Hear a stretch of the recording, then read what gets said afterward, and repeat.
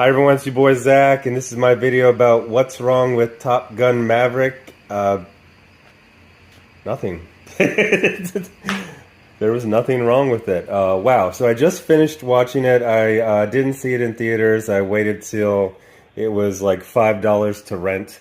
So I'm old enough to have seen the original Top Gun in the theaters. Now I'm almost 50, and Tom Cruise has apparently been on active duty for a long time. A long time. For people who don't know the military, a typical career is, they say 20 years, but very few people retire like right at the 20-year mark. It's around 20 years. And obviously, it's been 35 years since the last movie, so there's exceptions for everything. There was this guy, I'm blanking on his name. He basically created the Navy nuclear program, and that guy I think was like almost 80. He was in his like 70s when he retired because just he was so valuable.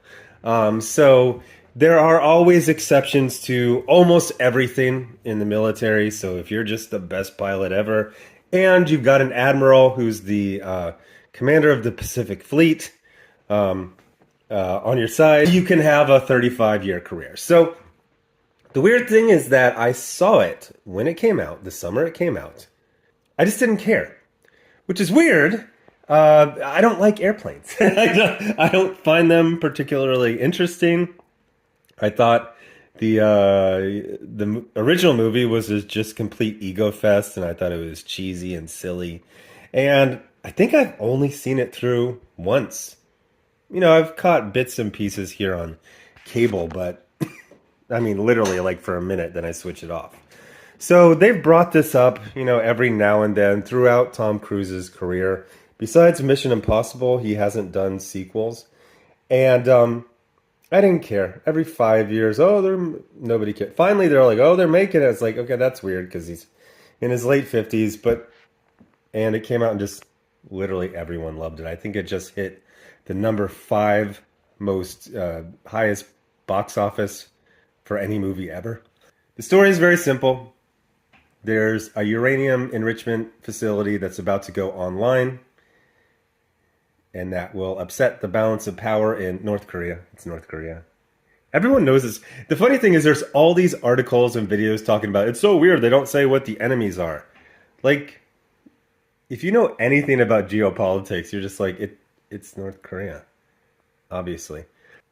But yeah, so they have to go take a very difficult mission to destroy this facility before it goes online. Tom Cruise is a test pilot who tests jets in a very Tom Cruise way. He ends up blowing up an experimental plane, but he does prove it's viable. But because his rival from the first movie, Iceman, is the commander of the fleet, he keeps getting infinite second chances, even though he basically never got promoted in the last 30 years. So he gets chosen to train, obviously, much younger pilots. These are prior graduates of the Top Gun fighter training school. They are called back to have special training specifically for this mission, simulating the terrain and the time allotted. And I gotta say, just every single thing works. Everything works. I usually never care about the romances in movies like that. That worked. The rivalry with the son. I was doing a lot of math, though. I was like, how old is Miles Teller's character? Because he had to be born in like 1980. Is he 42? I think they started shooting this in like 2018. So he's 38? I think it's all a little bit wobbly. In fact, one of the things I remember when the first Top Gun movie came out was that Tom Cruise was actually too young to be in the Top Gun program. You need to be an officer, so that's 4 years of college. Then it's officer school. Then it's flight training school. Then you go do a couple of deployments, and then you would qualify for Top Gun. So I think he was like 21 or 22, and like the youngest person there would have been 20. I also did this with Martin Riggs in Lethal Weapon. I know people don't have to play the age of the character they are. Let's just say it's a little wobbly. If you would say that this was set in around 2008, everything would click better. It's about Maverick getting older, basically getting to retirement age, and dealing with that type of stuff. He does look older. I remember seeing Mission Impossible 2 with a woman, 22 years ago, and she's like, oh my gosh, Tom Cruise looks so old. Yeah, he was 40 and he looked 25. There's this weird thing where people will show, season 1 of The Commish, and they're like, can you believe the actor was 28? Yeah, being bald makes you look older, and having all of your hair typically makes you look younger. But Tom Cruise looks his age. He looks like a fit guy in his late 50s, which he is, when they started making this movie. But there's a look in the eye, and there's a slowness of speech that does give away that he's getting older. And so that was quite well portrayed. I haven't seen a lot of Tom Cruise's dramas, but I'm still not used to seeing him cry. I watch mainly his action and sci-fi movies. So he cries several times in this movie, and it's a little uncomfortable. It's like seeing your dad cry, but it fits for the story. So the huge thing for this movie is that they were actually flying in jets. It wasn't green screen. It was a lot of the movie. And I'm not into planes at all. I was an infantryman. I like helicopters, but I also don't care about cars. And I loved Ford versus Ferrari, or Ford v Ferrari, because they use actual cars instead of CG like you see in Fast and the Furious. And one of the things that's so interesting about vehicle frames is you put them at enough speed with enough G's, even the G's that, a car goes through going through a turn. And it's not just that the chassis will move to accommodate the centrifugal force or whatever, but like the actual frame will warp.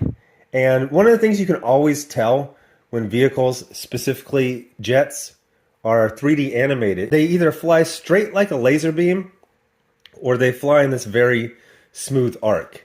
One of my favorite parts is when Miles Teller is in a jet and it goes essentially upside down, and he puts his hand up to brace himself against the canopy.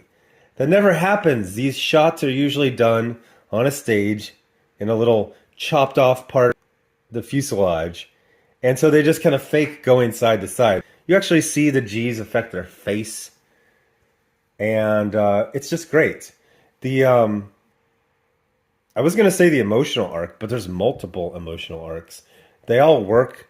I would say the best one is with Miles Teller. By the way, does anyone remember a few years ago where Miles Teller had like a douche rep? He was the next big thing for a while. And a lot of actors are the next big thing, and then it just doesn't happen. I think he just gave like one major interview where he was just like a total douche, and everyone's like, oh, it's over. Everyone hates Miles Teller. He's so good.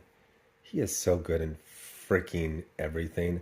I like his scars too. I guess he got scars in a car accident. They used to try and hide it, but now you just see it. You're like, it's cool. He's really great in The Offer, which is not that good, but he's excellent in it. But he is a fantastic addition. They have this other guy who I guess had a star turn. He was Hangman.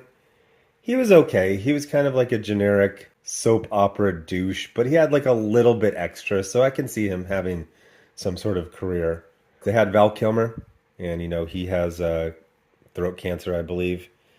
He has a small scene. It works. John Hamm is in there as the douche admiral, but he's actually good. They do this thing in the Top Gun movies where they have the people who say reasonable things and worry about safety, and they're like the bad guys. Like, that's what they did to Iceman in the first movie. His whole thing was safety and mission accomplishment, and everyone's like, look at this asshole. He bit his teeth in the locker room. Remember when he goes like, I don't know if that sound effect of me biting my teeth together came through on this, but just fantastic. I'm not a fan of the franchise. I don't think jets are interesting. And I absolutely loved every bit of this movie. Yes, it gets really silly at the end and it basically becomes a video game. You'll know when you get to that scene. But just fantastic, absolute hit. I loved pretty much every second of it. I don't, yeah. Yeah, there wasn't one part I didn't like. Anyway, thanks for watching. Bye.